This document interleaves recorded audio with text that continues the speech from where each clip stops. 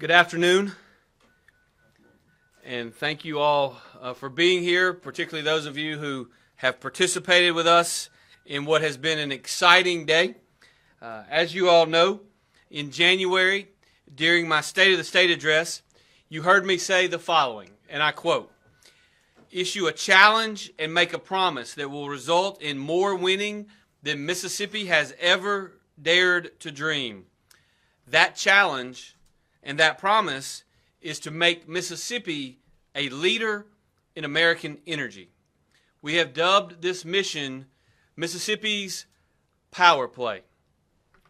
As I mentioned during my State of the State address, we are marshaling the forces of our government and our private sector to find bold solutions to bring more energy to our state's grid and to our economy. And one of the reasons that Mississippi has attracted such a historic run of private sector investment is our optimistic and abundant-minded energy policy. Like I said, and again, I quote, "When private sector companies learn they can trust that we can provide the power to manufacture, to smelt, and to compute, their eyes light up and their wallets open up. They invest in our state, they invest in our people, and they invest in our land." Today, we took another major step forward in accomplishing that bold mission.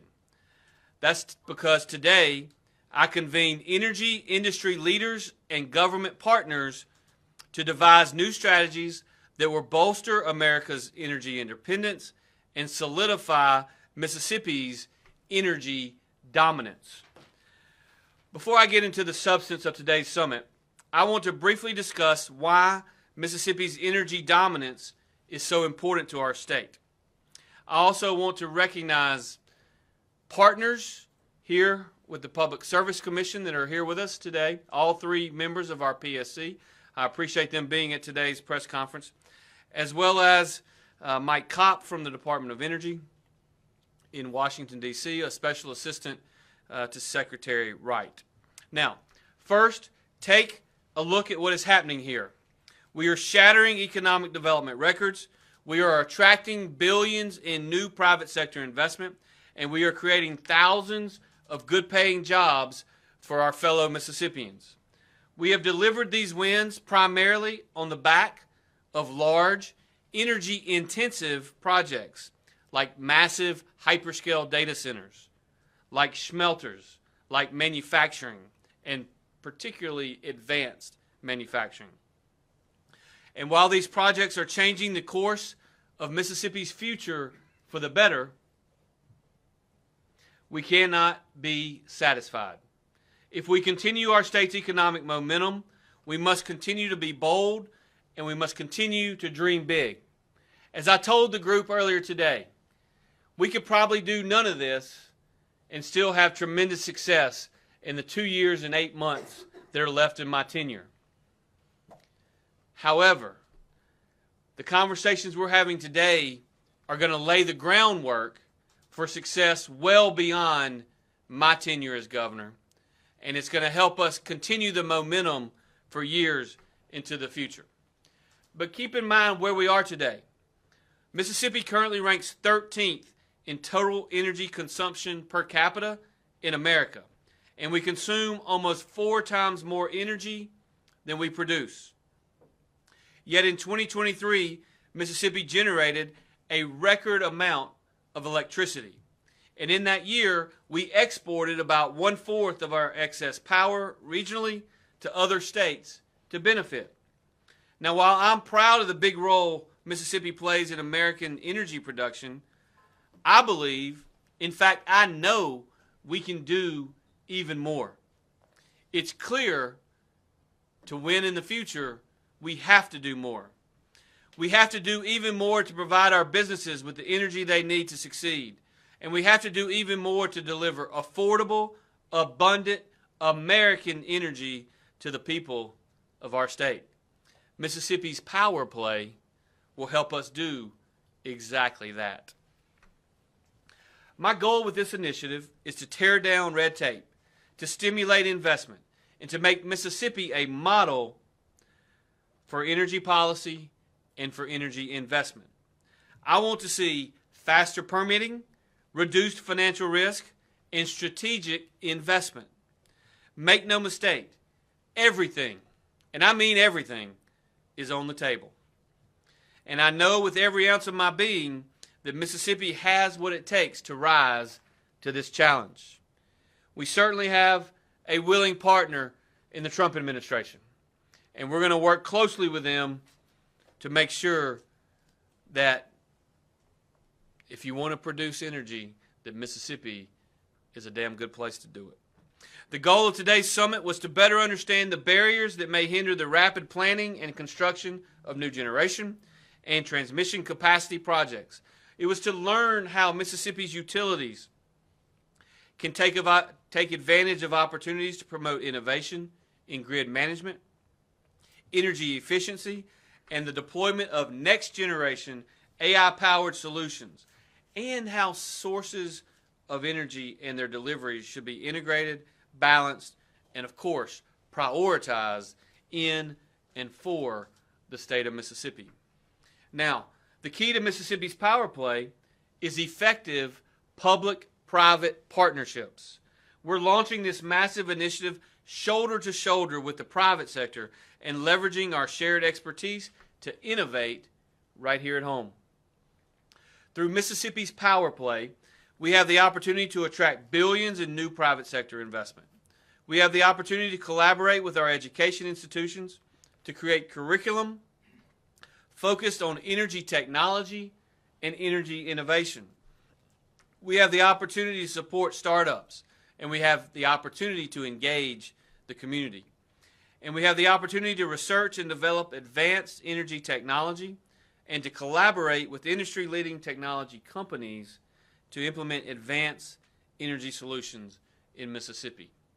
We have an advantage because as a relatively small state with only 3.1 million people with a lot of opportunity and a lot of open green space, Mississippi can work together to change American energy dominance for the future. Joining us today at today's summit was a diverse group of energy industry experts. It includes experts in the fields of petroleum, experts in the field of nuclear, and experts in the field of natural gas. Major and regional utility providers, as well as energy cooperatives, private equity and venture capital, and energy infrastructure, and our state and federal government partners. I'd like to thank each and every one of them for participating and for their invaluable and actionable feedback. During the summit, we discussed issues that will maximize impact, that will drive continued economic growth, and improve the lives of Mississippians. Remember, we are here because in 2024, Mississippi had the second fastest growing economy in the entire nation. We are here because Mississippi in 2024 had the fourth fastest growing per capita income growth in the entire nation. We are here now, today, with this being Mississippi's time, because we want to build on that success. And to build on that success, we have to have these partnerships. Today included conversations around strategies for the diversification of security of our energy sources. It included enhancing our energy infrastructure and our logistics. It included fostering innovation and technology adoption to focus on developing advanced energy technologies by supporting that innovation and addressing regulatory issues to create a more efficient and predictable environment for energy projects in the state of Mississippi. Again, I'd like to take just a moment to thank all of the energy industry leaders who attended today's summit. Their feedback was extremely helpful to our efforts, and I look forward to continuing to collaborate on how we can work together to best serve Mississippi. In the interest of time, I'm not going to cover every single piece of feedback. Excuse me.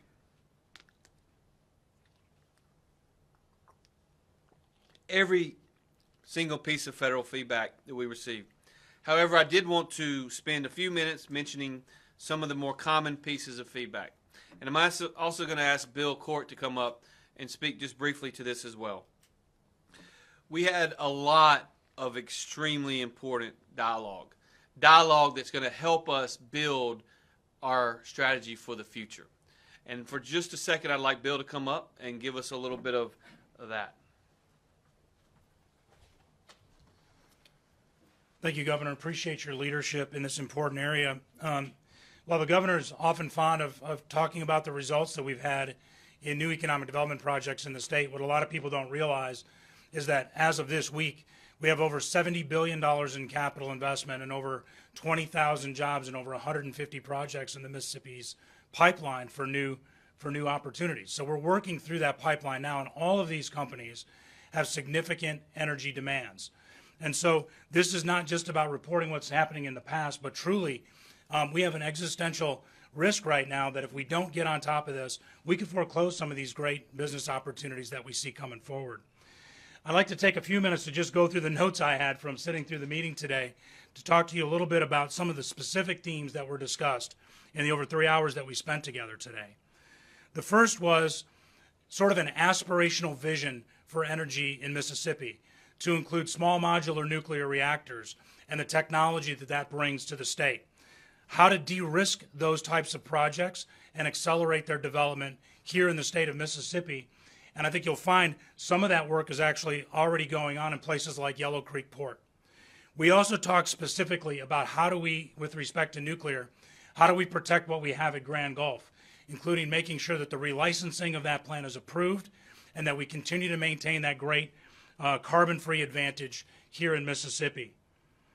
We talked more about doubling down on natural gas, which we're not going to be able to avoid as we address the appetite companies have for power, and how to advance carbon capture and other related environmental strategies to reduce the risk of pollution and reduce the carbon threat that not only we may face as a nation, but which is demanded by the companies seeking to locate here. We need to keep doubling down on what we're doing, not losing any speed. We need timely FERC approvals for regulatory, for both generation and transmission. And we need to double down our efforts to make sure that the new initiatives happening in the Trump administration are fulfilled and that we actually can fulfill the promise of rapid involvement of both our transmission and distribution and generation options. We talked about supply chain. How does Mississippi get in the supply chain for power production, rare earth and critical minerals, and other types of supplies that will be needed to pursue this exciting new time?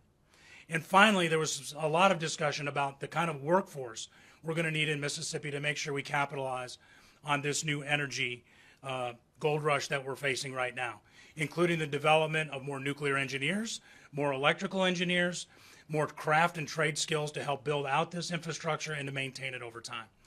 So with that, Governor, I think that pretty much sums up the key elements, and we'll be coming together here later this year to formalize those in a report and involve the public in future next steps. Thank you, sir. Thank you, Bill. And just in case there are questions for you, don't go too far. As you can see, we received a lot of good information today. Information we can use to bolster our energy leadership, which will lead to unprecedented economic prosperity for our people. Now, the way I look at today's conversation, and I mentioned this earlier, it reminds me of the conversations that Bill and I had with various site development consultants back in 2020. While much of the world was shut down during that pandemic, Mississippi was open for business. But part of what Bill and I and other economic development leaders were doing is we were sitting down with site consultants and we were talking about the things that needed to be done to make us a leader in the future for capital investment. And those conversations led to what ultimately became our site development grant funding program, in which we've invested $130 million in sites all around Mississippi. Our goal is to have 30 sites available at all times so that anybody that wants to get started building a new facility that will employ Mississippians at above average wages, we're going to have those 30 sites ready for them. And by the way, since that time, 6 or 8 or 10 of those sites that were on our top 30 are no longer on our top 30 because they've already been acquired and stuff's being built on them. And now we've just added new sites in every region of our state, in every size and every scope. We've seen tremendous investment. In addition to that, from those site development conversations that we had early on, we created our Office of Workforce Development and Workforce Training. That is Accelerate Mississippi, run now by the private sector as a board, Dr. Courtney Taylor as our leader, and we are doing innovative things in the world of workforce development and workforce training. Basically, for a simple-minded man like me, we're actually training people for the jobs that exist for the next 50 years, not the jobs that were available for the last 50 years. And we are now a leader in America when it comes to workforce development, workforce training because of that.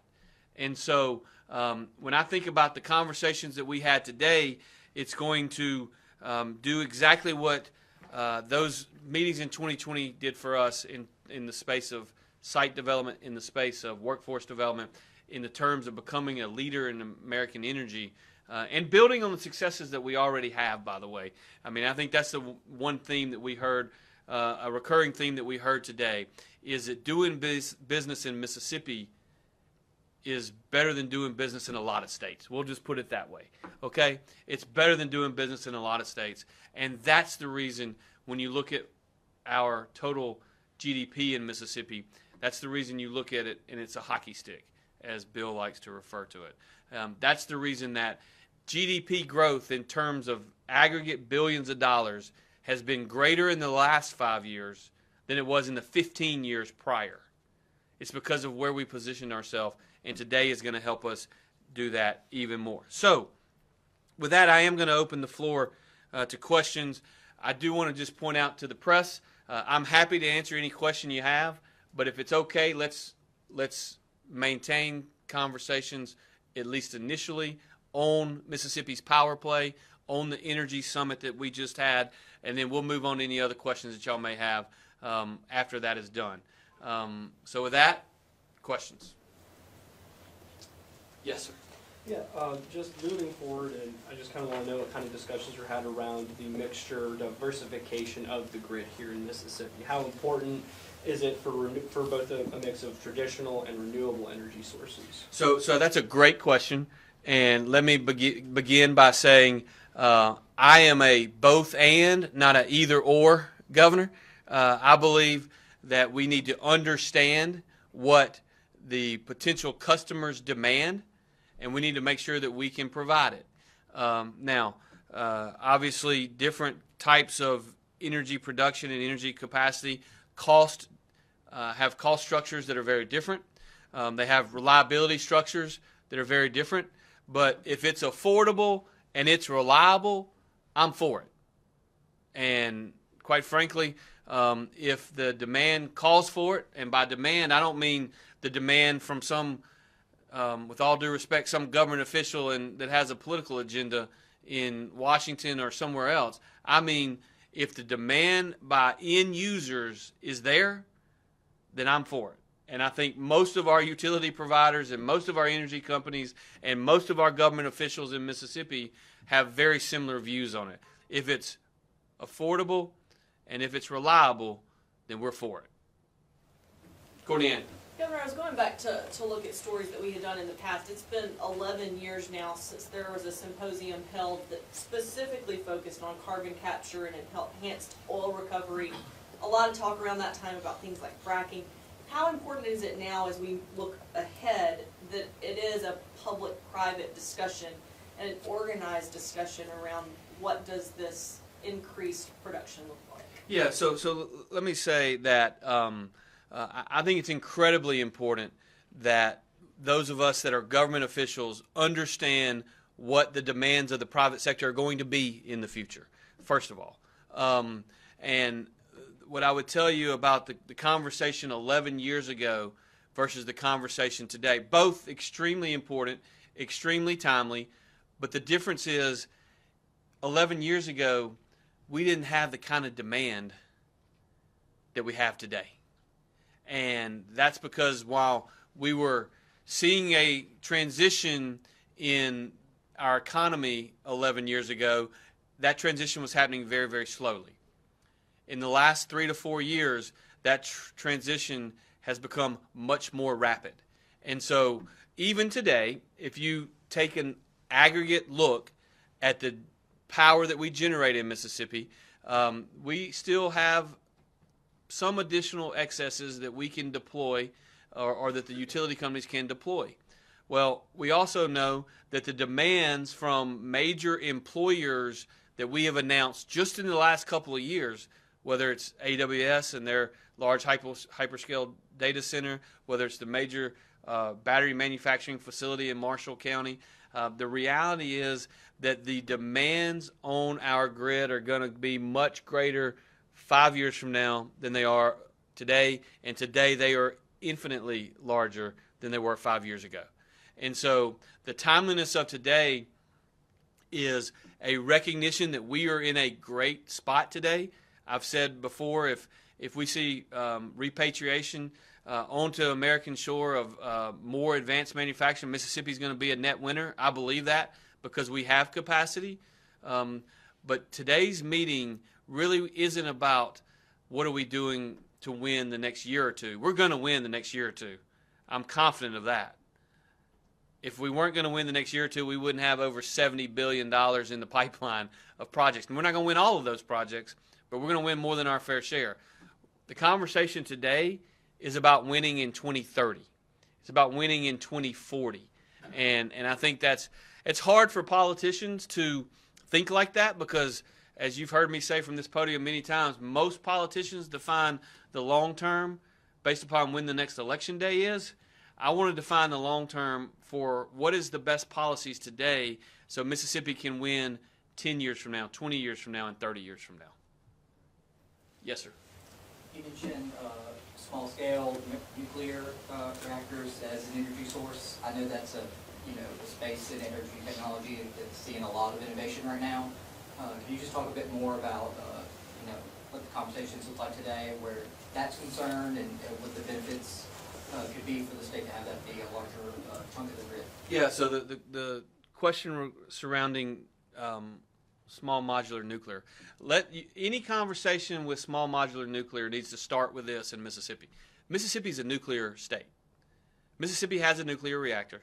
Mississippi has nuclear produced power, and Mississippi has a facility down at Grand Gulf that not only produces power that is used throughout our grid, it also produces an awful lot of money, revenue for cities, counties, for school districts throughout specifically Commissioner Stamps' district. And so Mississippi is a nuclear state. We understand it. We understand the risk, but we also understand the rewards. I think the conversations today around nuclear were fascinating to me because there's a large number of technologies that are being discussed. And we're not, as a government in Mississippi, we're not going to try to pick winners and losers around which one of those technologies are going to be successful. What we are going to do is we're going to try to cut down roadblocks to getting those investors who are willing to take the risk, knock down the roadblocks so they can get something done here. And that's really where the conversation's focused today. And I think you're going to see Mississippi have the opportunity to be successful in that realm in the coming years. Yes, sir. When you say cutting roadblocks, you also mentioned faster permitting times, which is very essential in a project's life cycle. Are you talking about trying to loosen state government regulations on power generation? Can you kind of expand on that? Well, we had long discussions today about the regulatory environment, and let's recognize that we can knock down the regulations that are currently held at the state level, but the reality is a lot of these bigger, larger scale projects require federal approval as well. And so it's about continuing to build that federal-state partnership so that we can work through the challenges that exist, so that we understand best practices, so that we have conversations with the federal staff, as an example, early on in the process to make sure that we understand what their hot button issues are going to be. It's certainly working with our federal partners at the Department of Energy, as well as at the Department of Interior and other places. We certainly have much more friendly conversations today, maybe perhaps, than we would have had we had this conversation a year ago. And we need to take advantage of that. Look, the reality is the conversations that we're having today, this press conference, you wouldn't have this in a lot of other states in America because they don't want energy capacity increase. They don't necessarily want to talk about the kind of things that we're talking about. They are talking about decommissioning facilities. We're talking about extending the commission of facilities. And so we're in a unique position because while there are 50 states in these United States of America, there are a lot less than 50 that want to even have this conversation. And we are one of the ones that want to have it. And obviously a lot of them are happening in the Southeast, but not unique to the Southeast. So that's where we find ourselves. I'll get my water.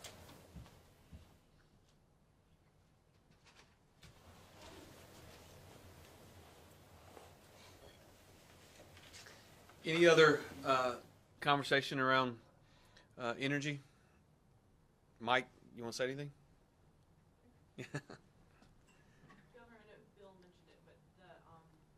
Reducing the pollution side of things, the carbon capture, are you at liberty to say anything about any projects that might be in the works or moving towards development with that? I am not at liberty to talk about any potential projects that exist out there. Obviously, there are a lot of investors, there are a lot of companies, there are a lot of really smart people that are out and about in our state looking at possibilities, and we welcome them. For many of them, we are aware of them. For some of them, we're under non-disclosure agreements. There are also those who are out there knocking on doors and looking at things that we don't even know about. And that's the way it's supposed to work. That's a good thing. They're just not yet to the process where they've sat down with the state. But suffice it to say, that there are a large number of players that are interested, that understand that the previous. This is the way I described it earlier. When it came to new projects, when it comes to new capacity and new generation, the previous administration started at no, and then tried to figure out how they were going to justify that stance. We start at yes, and then we make sure that we're in the right spot after we go through the process that needs to be gone through, regulatory and otherwise. And so we want to see it, and we're going to continue to work towards it. But no, I can't talk about any specific projects or specific entities at this time. But my guess is there will be announcements made in the future. Yes, sir. Do you expect to add any energy-related issues to the agenda for a special session this summer? Look, I don't rule anything out, and so I think there's the potential for energy-related possibilities. There's the potential for economic development-related possibilities, but the primary focus is we have a deadline coming up. That deadline is June 30th, when the fiscal year ends in Mississippi, and the challenge is if you are operating a state agency, it's really not best practices to wait till June 30th to start planning for our fiscal year that begins July 1. So my primary focus on the special session today is getting to an agreement in our state legislature with our legislative leaders to what that FY 2026 budget is going to look like. When you talk about that, I know there's been discussion between the two chambers about whether or not a projects bill should happen. Do you have any kind of thoughts on it? Are you opposed to it in any way? I know it's been kind of the common practice for some time now. Well, let's start with where we find ourselves financially as a state. Y'all know I've been around a long time, longer than some of you probably wanted me to be around in government. But the reality is Mississippi's in the best financial shape we've ever been in. We're in the best fiscal shape we've ever been in.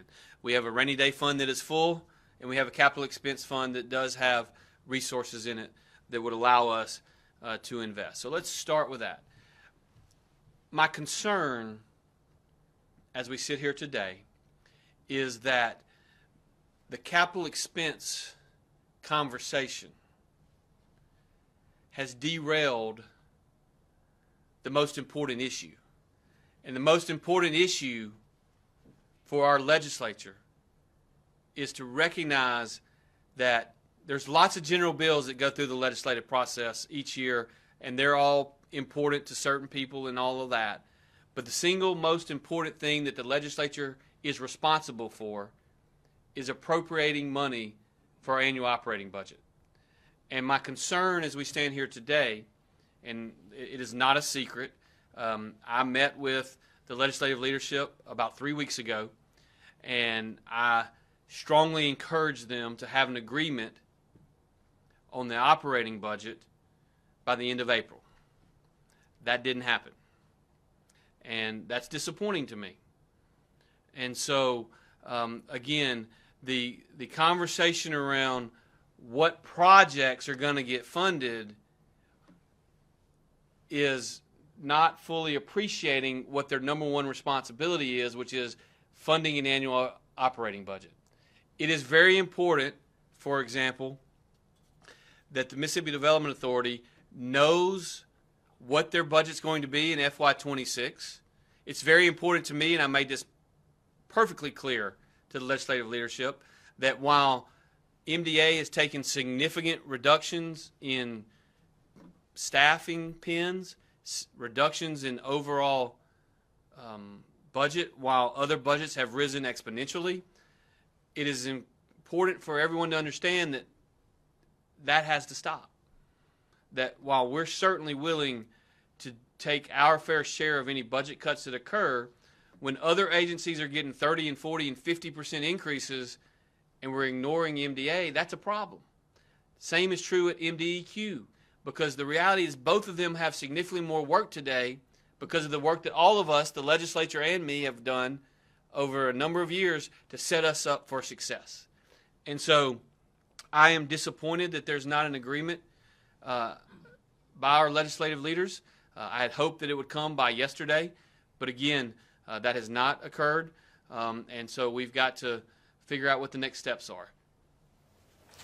Yes, sir. Just kind of following on that, if the projects bill is indeed, if it is one of the issues at play here, keeping them from sending you an operating budget, would you be willing to just say, no projects bill, don't even think about it, let's just get the budget done? If that's what's standing in the way. I have, I don't think you have to be a genius to get to that point.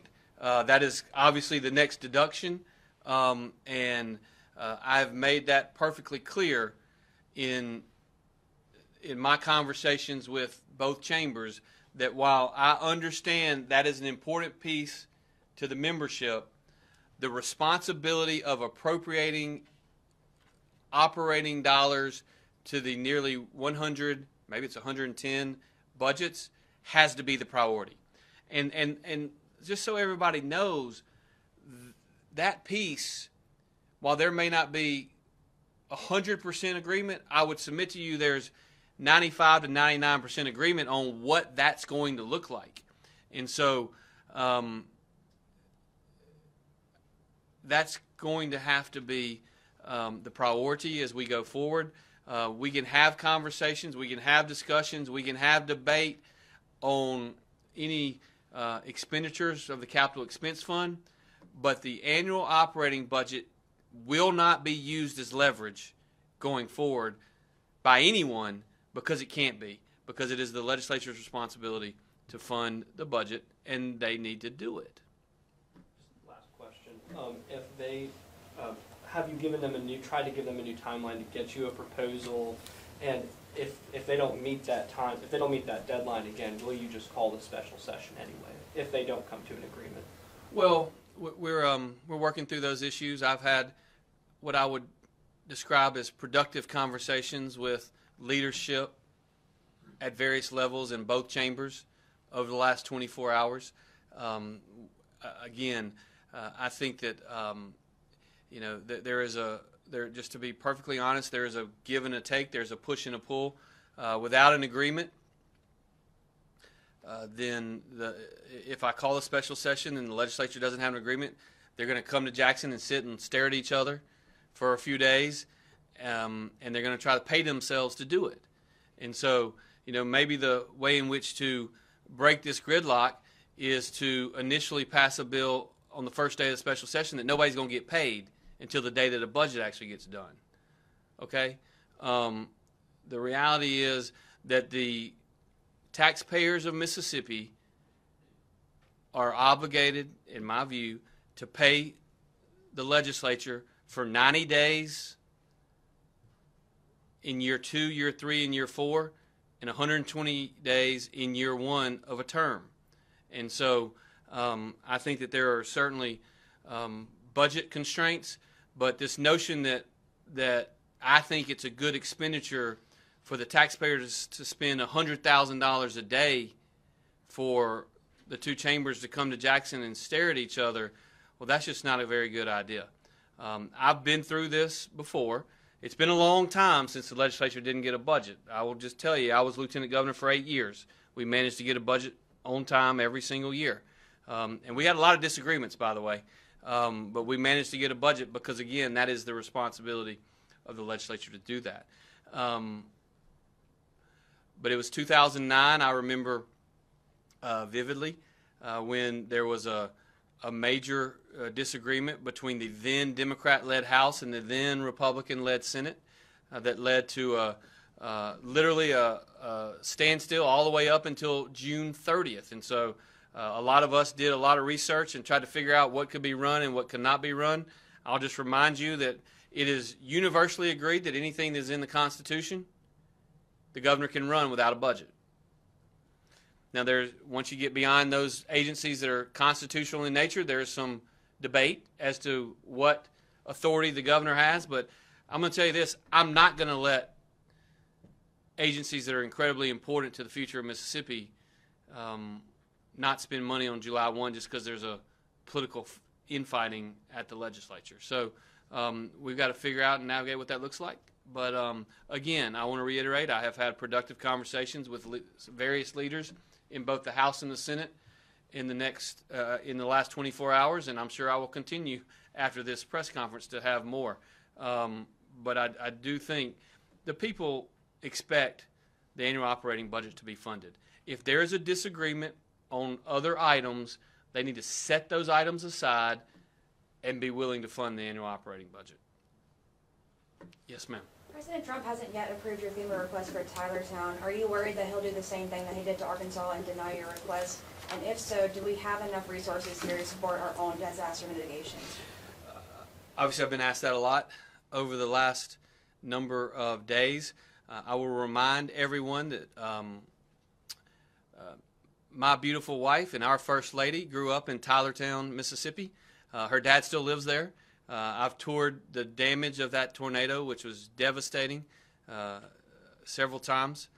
She's been to Tylertown since the storm hit, and so we are very personally involved and engaged, just like we are every time a storm hits.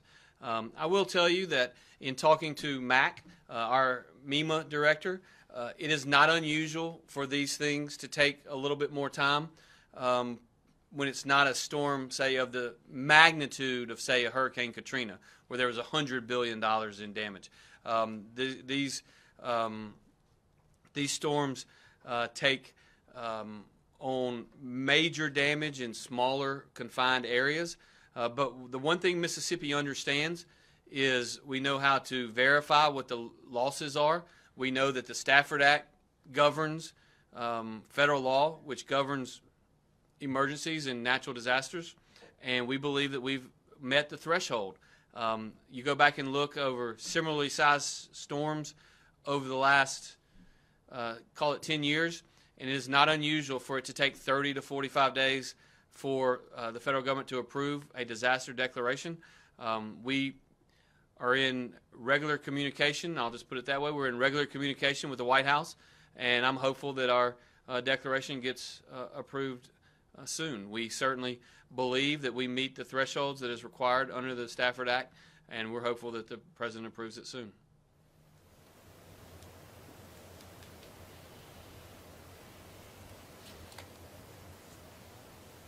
Any other questions? Again, I'll just conclude by reiterating how productive today's meeting was, how productive it was to have state and local and federal partners in this conversation last night and today, how important it was to have our private sector partners involved. We anticipate that this is the first meeting of several as we progress forward in making final decisions. We believe strongly in Mississippi in a whole of government approach.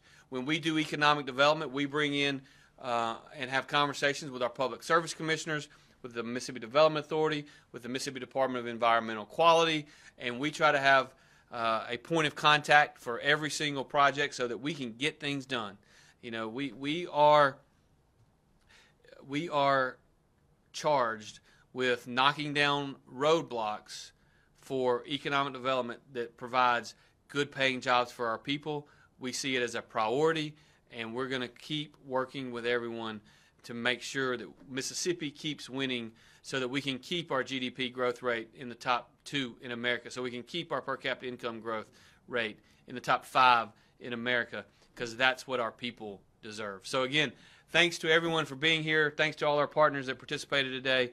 And may God bless Mississippi. May God bless these great United States of America. Thank you all.